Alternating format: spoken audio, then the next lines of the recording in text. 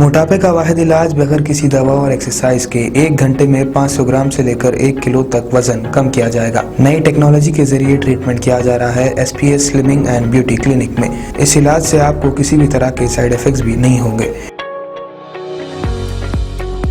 Colour improvement, pimples और dark circles के लिए भी आप आ सकते हैं SPS slimming and beauty clinic, Hyderabad, Abids beside Agarwala sweet house. Screen पर दिए गए नंबर्स पर कॉन्टैक्ट करें।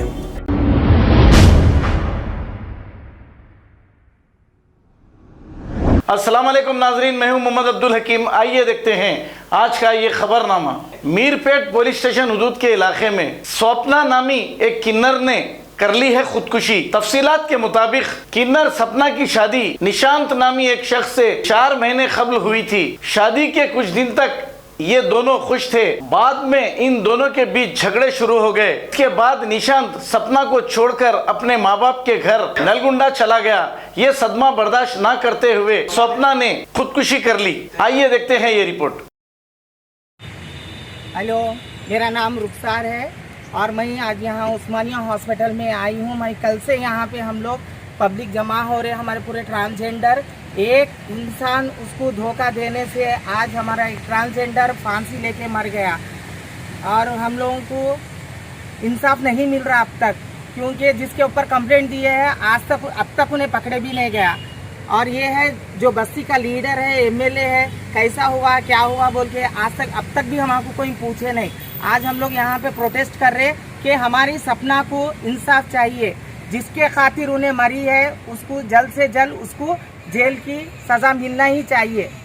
నమస్కారం అండి అందరికీ నేను అశ్వితని మాట్లాడుతున్నాను। గోయి మగ్గురు మా కమ్యూనిటీ పీపుల్స్ వీళ్ళందరూ సొసైటీలో ఎంతోమంది ఆడపిల్లల్ని, అభంశుభం తెలియని పిల్లల్ని చాలా మందిని అఘాయిత్యం చేసి చంపేస్తున్నారు।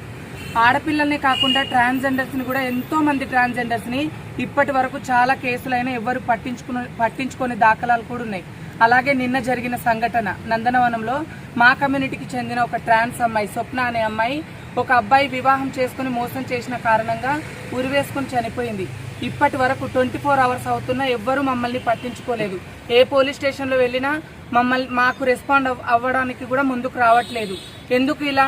మమ్మల్ని సొసైటీలో ఆల్రెడీ చులకనగా చూస్తున్నారు, మళ్ళీ ఇంకా చులకనగా చూసి మా ప్రాణాలు పోతుంటే సైతం మమ్మల్ని కేర్ చేయట్లేదు।